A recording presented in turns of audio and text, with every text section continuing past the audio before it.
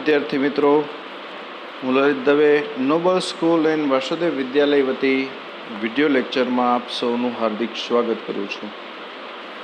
આજે આપણે ધોરણ 10 વિષય સંસ્કૃતમાં પાઠ 7 સુભાષિત કુસુમાની, સુભાષિત રૂપી પુષ્પ, જેના વિશે પરિચય મેળવીએ અને આગળ પાઠ છે એ સમજીએ. સુભાષિત, સુષ્ઠુ ભાષિત ઇતિ સુભાષિતઃ. સારી રીતે બોધપૂર્ણ કહેવામાં આવેલી પંક્તિને સુભાષિત કહેવાય છે. એવા સુભાષિતોનો ભંડાર, સુભાષિત રૂપી પુષ્પ,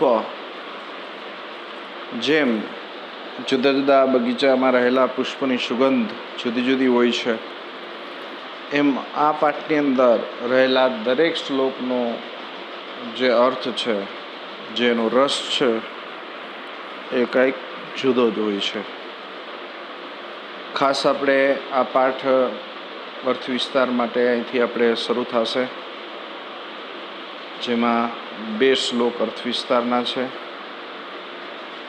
એક શ્લોક છે એ શ્લોક પૂર્તિનો, જે તમને આવડે જ છે.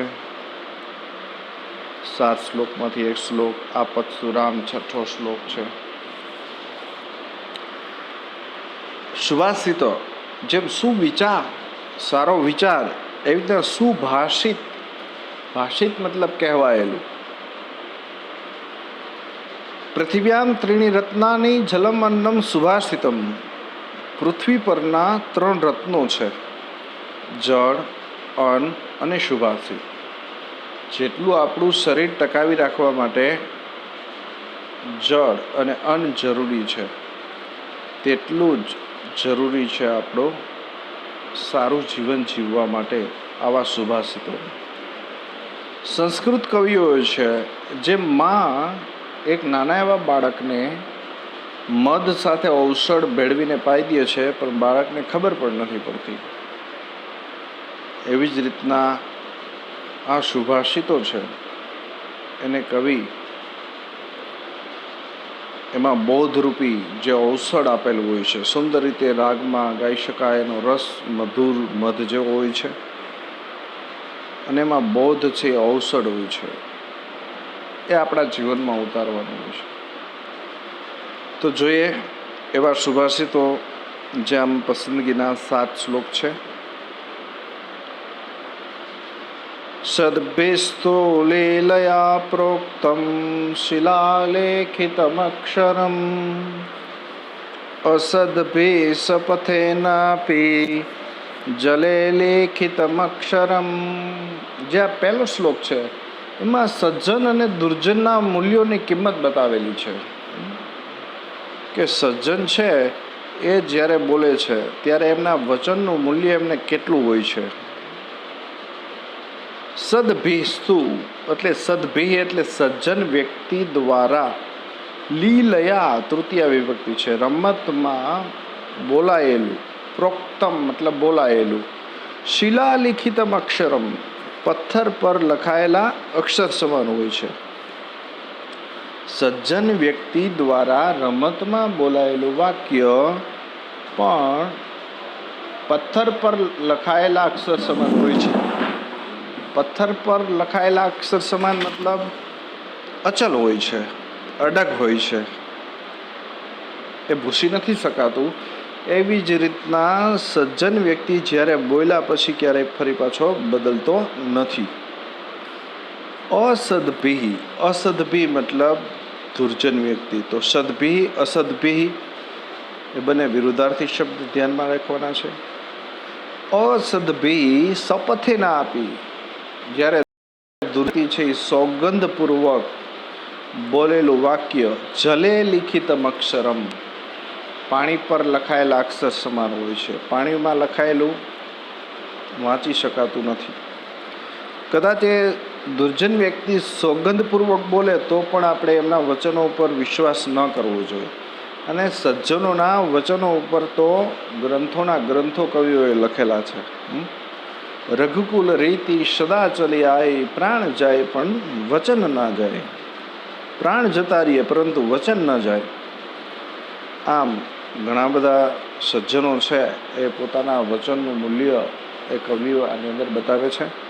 ફરી પાછું, સજ્જન દ્વારા રમતમાં બોલેલું વાક્ય પથ્થર પર લખાયેલા અક્ષર સમાન હોય છે, જ્યારે દુર્જન વ્યક્તિએ સોગંદપૂર્વક બોલેલું વાક્ય પાણીમાં લખેલા અક્ષર સમાન હોય છે.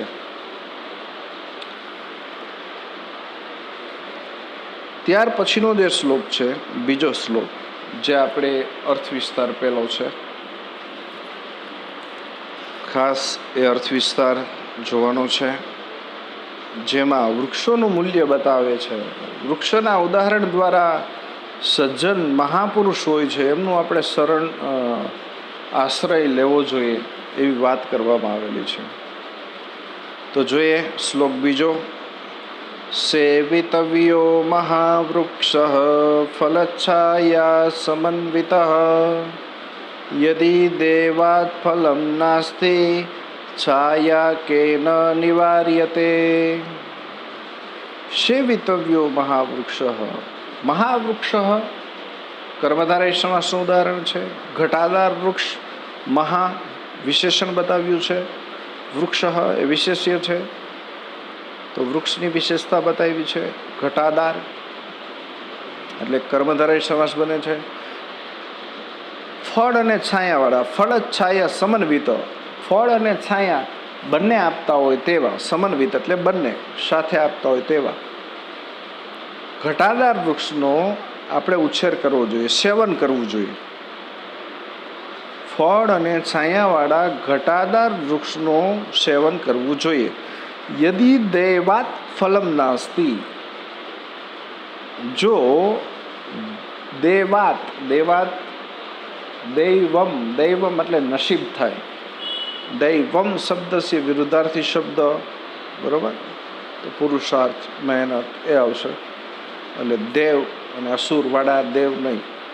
દૈવમ એટલે નસીબ થાય, અને ઓલું ખાલી હોય તો દેવમ હોય, દેવ હોય. દૈવાત ફલમ નાસી. જો ભાગ્ય જોગે, નસીબ જોગે તે વૃક્ષ ફળ નથી આપતું તો એના છાયાને કોણ નિવારી શકે છે?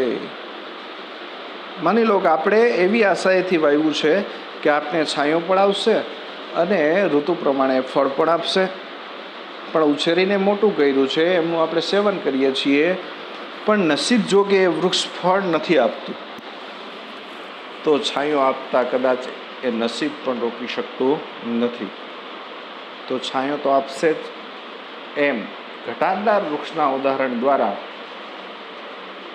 આપને કોઈ મહાપુરુષ, કોઈ સમર્થ પુરુષ હોય એમની શરણ લેવાની વાત કરે છે, જેનાથી આપને કોઈ લાભ કે ફાયદો ન થાય તો કાંઈ નહીં, પરંતુ નુકસાન તો નહીં જ થવા દે.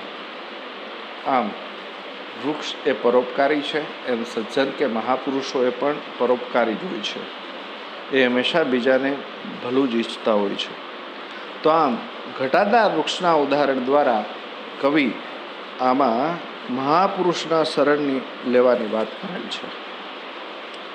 તો આ બે શ્લોક રાખીએ. એક અર્થ વિસ્તાર પણ આની હારે હારે તમારે તૈયાર રાખવાનો છે. તો અહીંયા સુધી રાખીએ. અસ્તુ.